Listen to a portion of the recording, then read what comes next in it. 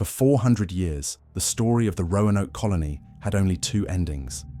They died of starvation, or they vanished into the surrounding tribes.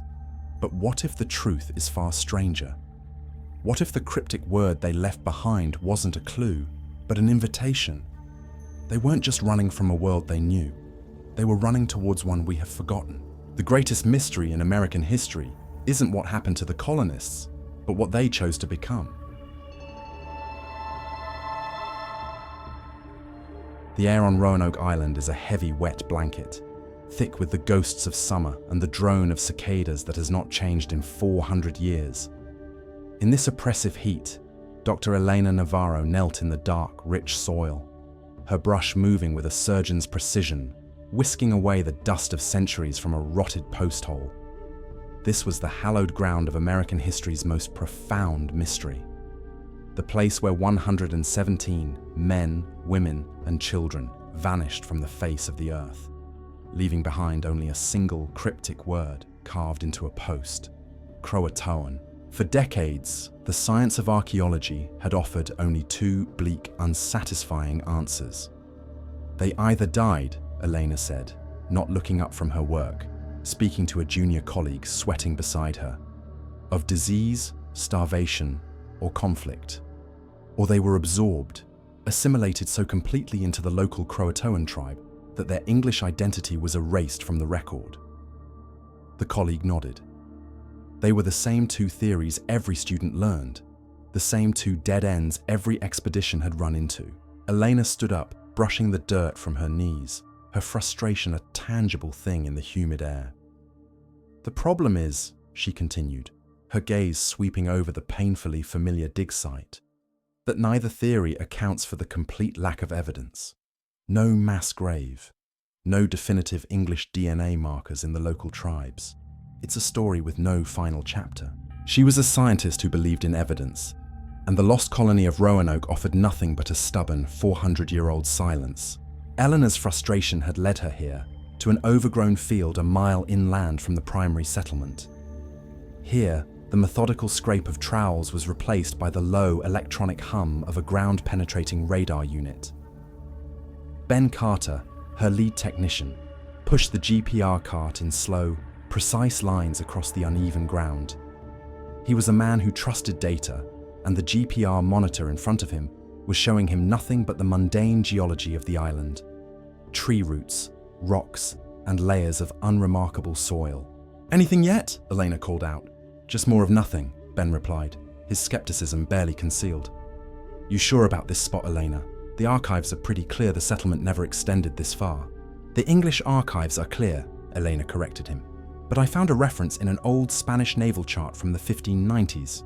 Unreliable, probably a fabrication, but it hints at native structures deeper in the forest than our maps show."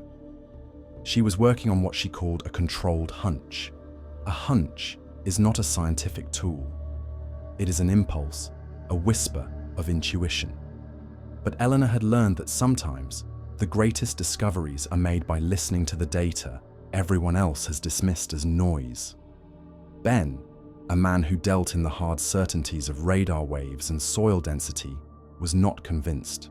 He continued to push the cart, his eyes on the screen, a cartographer of a world that, so far, held no new continents to be discovered. Night fell, and the archaeology tent became an oasis of light and air conditioning against the dark, sweltering island. Ben and Elena sat before a large monitor, analyzing the day's GPR data. The screen displayed a cross-section of the Earth, a digital slice of the field they had just scanned. It was a chaotic mess of unremarkable soil layers, the tree roots showing up as ugly, tangled lines. "Well, that's a bust," Ben said with a sigh, reaching for the mouse to shut the program down. The Spanish map was a ghost story after all. "Wait," Eleanor said, her voice sharp. "Stop, go back." Ben paused, scrolling back through the data. "What is it?" "There." She pointed to a small, unremarkable section of the scan, 6 feet below the surface. "Zoom in and run the density filter." Ben did as he was told, his skepticism still evident. But as the new filter processed the data, something began to emerge from the digital noise. Faint, Ghostly shapes began to resolve on the screen. It wasn't a rock formation. It was a cluster of dense, geometric anomalies, arranged in a clear, deliberate pattern. It was a burial site. "That's not English," Elena whispered, her voice filled with a sudden, breathless awe. The neat, orderly rows of a Christian cemetery were absent. Ben leaned closer, his own skepticism evaporating in the face of the data. He ran a comparison against the known burial practices of the local Algonquian tribes. He shook his head. "And it's not Algonquian," he replied, his voice equally stunned. "The burial patterns are all wrong." They fell silent, staring at the screen. The cicadas outside continued their ancient, indifferent song, but inside the tent, the 400-year-old silence had finally been broken. They were looking at the first truly new piece of evidence from the Roanoke mystery in over a century, and it belonged to no one they had ever known. The ghostly image on the ground-penetrating radar screen was a promise.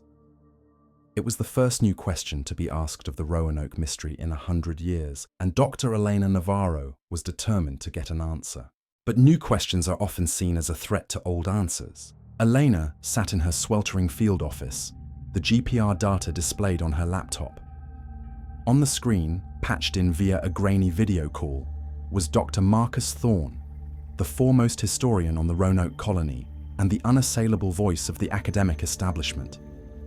He peered at the scans Elena shared, his expression unimpressed. "It's intriguing, Elena, I'll grant you that," Thorne said, his tone dripping with the kind of condescension reserved for a tenured professor addressing a graduate student.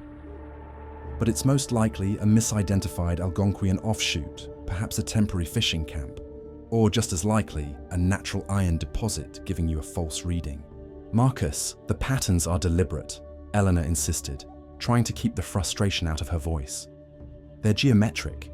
They are not natural, and they do not match any known Algonquian burial customs." "Be careful not to build a fantasy on a few shadows," Thorne warned, a tight, dismissive smile on his lips. "The established theories about Roanoke are established for a reason. They are based on decades of solid, tangible evidence, not ground radar ghosts. Get a trowel in the ground. If you find something real, let me know." The call ended, leaving Elena staring at her own reflection in the blank screen. The establishment hadn't just moved the goalpost, they had buried it. It took weeks of navigating bureaucratic red tape, but Elena finally got her permit for a limited test dig. The mood on site was tense. The team knew they were digging on a professional limb, chasing what their most prominent expert had already dismissed. For 2 days, they found nothing but sterile soil and tree roots. Ben's skepticism began to return. Then, a trowel hit something that wasn't a rock. The metallic scrape was followed by a sharp intake of breath from the young archaeologist who made the contact. The team gathered around. With delicate brushes, they cleared the soil to reveal the curved, yellowed bone of a human clavicle.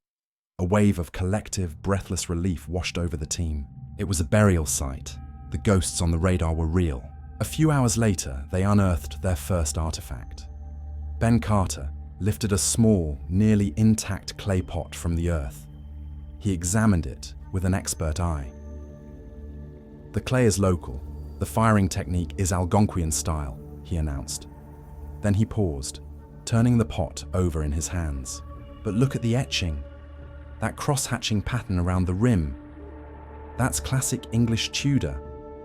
He held it up for Elena to see. It was a piece of fused culture, a perfect synthesis of two worlds. It was the first tangible proof of direct, intimate contact between an English colonist and a Native American, a clue that seemed to support a more complex version of the assimilation theory. It was a major discovery, but it was not the one that would change history. The late afternoon sun cast long shadows across the excavation pit. The team was carefully mapping the initial finds, a mood of quiet, professional excitement settling over them. The clay pot was a career-making discovery, a significant contribution to the Roanoke story. Elena was working deeper in the original pit, meticulously clearing soil layer by layer, when her own trowel scraped against metal. The sound was different from the pot, a high-pitched, promising sound. She put down the trowel and began to work with her fingers. and a fine brush. Slowly, a small circular object emerged from the dark soil. It was a silver locket, tarnished with the green patina of age, but unmistakably of 16th century English design. She could just make out the faint outline of a Tudor rose on its surface. She carefully lifted it, its weight feeling impossibly heavy in her palm. As she brushed away the last of the caked-on dirt, her brow furrowed. The locket was covered in intricate carvings, a dense tapestry of symbols. She recognized the familiar geometric patterns of the local Algonquian tribes etched around the edge, a beautiful frame around the English rose. It was another piece of fused culture, even more stunning than the pot, but then she looked at the center. At the heart of the locket, carved with an obsessive, delicate detail, was a symbol that belonged to neither culture. It was a strange, multi-petaled flowering plant, a botanical design she had never seen before in any textbook or artifact catalogue. Its petals seemed to swirl, drawing the eye inward. It was alien.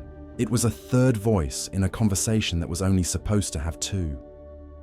She stared at the locket, the setting sun glinting off its strange carved flower. The simple mystery of what happened to the colonists had just been eclipsed by a much deeper, more profound question. Who else was here? The silver locket with its impossible flower carving was a key, but Elena Navarro had no idea what lock it was meant to open. The strange botanical design existed in no historical record, no archaeological catalogue she could find.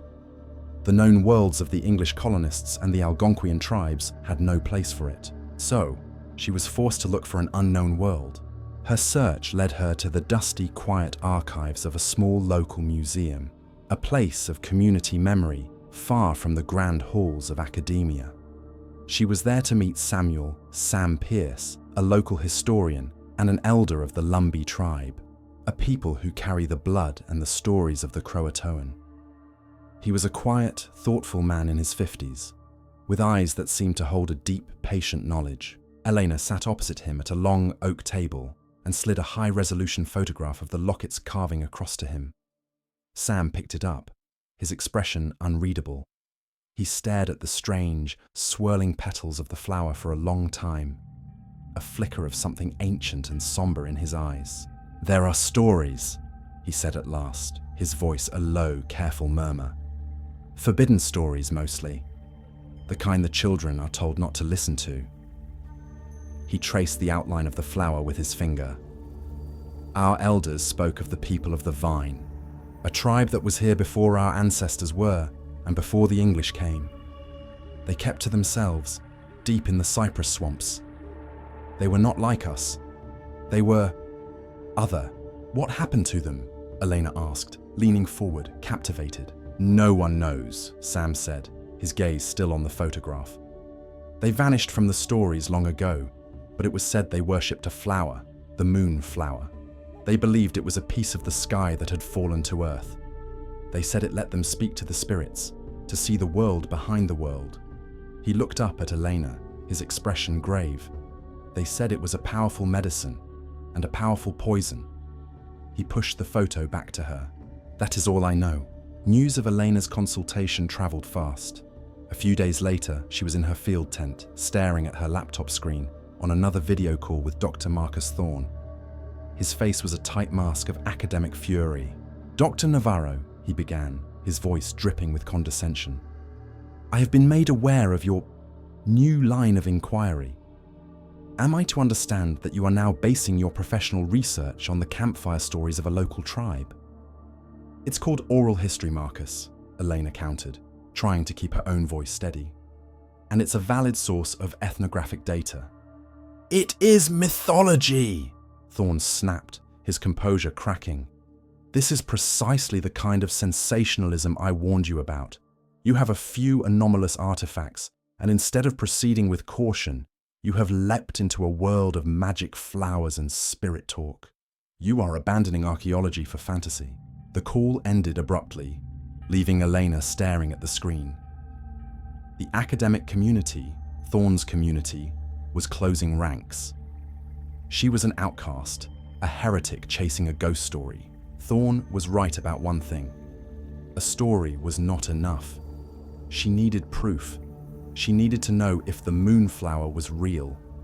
She pulled every string she had, called in every favor, and managed to get the Locket analyzed at a university chemistry lab hundreds of miles away. She stood in the sterile, humming laboratory late at night, watching a young lab tech run a swab from the Locket's interior crevices through a mass spectrometer. The machine was the ultimate arbiter of truth, a device that dealt not in stories, but in the absolute, unbiased language of molecules. The results began to appear on a monitor, a complex chemical graph of jagged peaks and valleys. The tech, a young man named David, whistled softly. "Whoa," he said, leaning closer to the screen. "Okay, that's weird. What is it?" Elena asked, her heart pounding. "Well, for one thing, whatever was in this locket, it's not in any chemical library I have. It's an unclassified compound," he said, typing furiously, cross-referencing databases. "But I can tell you what it is. It's an alkaloid, a psychoactive one, no doubt about it." He pointed to a specific peak on the graph. "And based on this molecular weight, it's incredibly potent. We're talking orders of magnitude stronger than psilocybin or mescaline." He turned to her, his eyes wide with a scientist's excitement. "This isn't just a hallucinogen. This is something else entirely." Elena stared at the screen, at the scientific proof of Sam's forbidden story. The people of the vine were real. The moonflower was real. And the secret of the Roanoke colony wasn't just buried in the earth.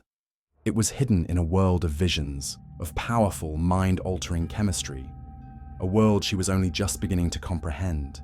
The lab results were a vindication, a perfect, elegant bridge between a forgotten folktale and the hard facts of chemistry. Dr. Elena Navarro now had a cohesive, radical new theory for what happened to the Lost Colony of Roanoke. They hadn't just assimilated with the local CROATOAN tribe. They had merged with a different group entirely, a secretive, reclusive people with a culture built around a powerful psychoactive plant.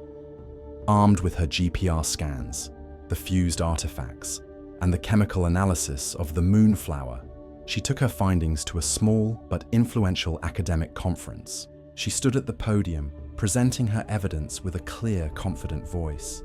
She laid out the entire chain of discovery, from the anomalous burial site to the impossible locket, from the tribal stories of Sam Pierce to the mass spectrometer's undeniable conclusion. When she finished, a tense, intrigued silence filled the room. Then, a figure stood up in the audience to ask the first question. It was Dr. Marcus Thorne. He applauded softly, a thin, patronizing smile on his face. "A fascinating narrative, Doctor," he said, his voice smooth and amplified by the room's acoustics. "A truly remarkable story." He let the compliment hang in the air before delivering the killing blow. "But a story is all it is. You have a theory based on a single pot and a single locket, propped up by what you yourself call forbidden folklore. I ask you a simple archaeological question. Where is this third tribe? Where are their settlements? Where are their graves? Without that, without a body of physical evidence, all you have is a collection of curiosities and a drug-fueled fantasy." The room was silent. Elena stood frozen at the podium. Thorne had surgically exposed the single critical weakness in her entire theory. She had no answer. He hadn't just questioned her conclusion.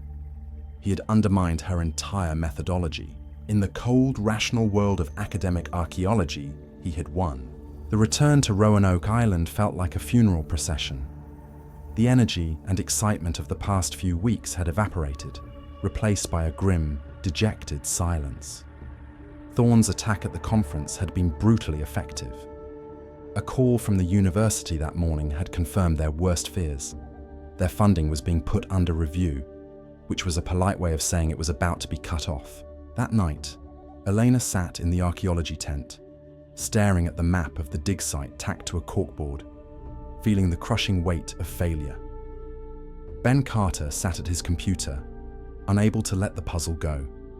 He had been a skeptic at first, but the data had convinced him. "He's right, Elena," Ben said quietly, his eyes fixed on the GPR monitor. "About the evidence. If a whole other tribe was here, we should have seen them. The GPR is good, but it's not perfect. It can miss things." He pulled up the original GPR scans from the burial pit, the ghostly images that had started this whole journey. The standard filters are designed to look for patterns we already know. English graves, Algonquian graves. Maybe we've been looking for the wrong thing. He began the slow, laborious process of reprocessing the raw data, but this time he applied a new, experimental filtering algorithm he'd been developing, a program designed to detect subtle, almost invisible variations in soil density. Elena watched him for a moment, then turned back to the map. Her theory felt brilliant. It felt right. But without the proof Thorne demanded, it was just a ghost story after all. An hour passed. The only sound in the tent was the hum of the laptop and the distant chirping of crickets. Elena was beginning to pack up some of her personal books, a quiet act of surrender. "Elena," Ben's voice was quiet, strained, almost a whisper. "You need to see this." She walked over to his monitor, expecting another dead end. The screen showed the same GPR scan of the burial pit, the same slice of earth, but now the image was different. The new algorithm had filtered the data in a new way, shifting the colors, revealing things that had been hidden in the digital noise. And there it was, beneath the layer of the known graves, beneath the site she had so carefully excavated. A second, deeper structure was now visible. It was older, and its layout was completely alien. It was a clear, circular pattern, a design that matched neither the English nor any known Algonquian custom. It had been there the whole time, a secret hidden beneath another secret. Ben zoomed in, his hands trembling slightly on the keyboard. He traced the outline of the deeper structure with his cursor. "My God," he breathed. "They weren't in a different place." Elena stared at the screen, her heart pounding, a wave of stunning, triumphant realization washing over her. Ben looked up at her, his eyes wide with the magnitude of their discovery. They were there first. The GPR data was a map to a hidden world. The truth of the lost colony was not in a different place. It was in a different time, buried deeper in the earth, hidden in the digital noise. Dr. Elena Navarro now knew where to dig, but Dr. Marcus Thorne and the university were moving to cut her funding, to shut her down, to silence her radical new theory before it could be proven. She was in a race against time. That night, the quiet Roanoke forest was filled with the roar of a diesel engine and the harsh glare of portable floodlights. Elena's team worked with a frantic, desperate energy. They had used the last of their grant money to hire a small backhoe, a brutal instrument to carefully remove the upper layer of graves they had already documented. They were conducting an unsanctioned and likely illegal dig. Every scoop of the backhoe was a gamble, a career-ending risk, but it was the only way. They were digging deeper, toward the circular anomaly on the GPR scan, toward the truth that had been waiting in the dark for 400 years. "We're through!" The shout came from the bottom of the pit. The backhoe operator had stopped. One of the team members, working with a shovel, had broken through into an open space. They had found it, a subterranean chamber, a tomb. Elena was the first one down the ladder, a powerful lantern in her hand. The air that rose from the opening was stale, ancient, the smell of time itself. She dropped into the chamber, her boots landing softly on a floor of packed earth. The beam of her lantern cut through the darkness, revealing a scene that made her breath catch in her throat. The chamber was filled with skeletons, laid out in a circular pattern, but they were different from the colonists and the Algonquian people buried above. They were taller, their bone structures subtly different, and the artifacts buried with them. They were a fusion of local motifs with something impossibly older, something European, but not English. There was metalwork that looked impossibly like pre-Columbian Norse or Celtic design. Sam Pearce's forbidden stories, the tales of men from the sea who had come long before the English, were true. Just as the team was absorbing the profound, history-shattering implications of their discovery, a furious voice bellowed from the edge of the pit above. "Navarro! I am shutting this illegal dig down right now!" Dr. Thorne stood silhouetted against the floodlights, flanked by 2 university officials. He had come to put an end to her fantasy. Elena looked up, her face grimy with dirt and sweat. She didn't argue. She didn't defend herself. She simply reached down and picked up an artifact from the skeleton at her feet. She held it up into the light for Thorne to see. It was an iron brooch, so old it was nearly rusted through, yet its design was still clear. It was a swirling, knotted pattern that was undeniably Norse in origin, and carved into its center was the unmistakable, multi-petaled design of the moon flower. Thorne fell silent, staring at the impossible object. It was a piece of evidence that his worldview had no place for. At that moment, Ben Carter, who was deeper in the tomb, called out, "Elena!" My God! His flashlight beam fell upon a new section of the chamber. There, laid to rest amongst the strange, tall skeletons of the people of the Vine, were the skeletons of the English colonists. Men, women, and children. They were not in a separate grave. They were buried as equals, as part of the tribe. And surrounding them were dozens of ceremonial clay pots, filled with the desiccated, fibrous remains of the hallucinogenic moonflower. The colonists weren't lost. They were converted. Years later, a brand new museum exhibit opened.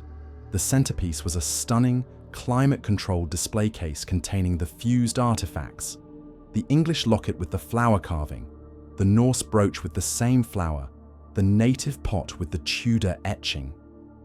At a podium, Dr. Elena Navarro gave the opening speech, with Ben Carter and Sam Pierce sitting in the front row, smiling. The exhibit was not called The Lost Colony. It was titled Roanoke, A New World. Elena's speech talked about how the colonists, faced with starvation and death, had not vanished, but had chosen to be transformed, to join a new culture, to create something entirely new. The final shot of the exhibit was a massive, high-resolution photograph of the famous post, with the single word carved into it: CROATOAN. The word was no longer a mystery, no longer a signpost to a lost people. It was now understood to be an invitation, the name of a ritual, the first word in a new chapter of American history that was finally being written.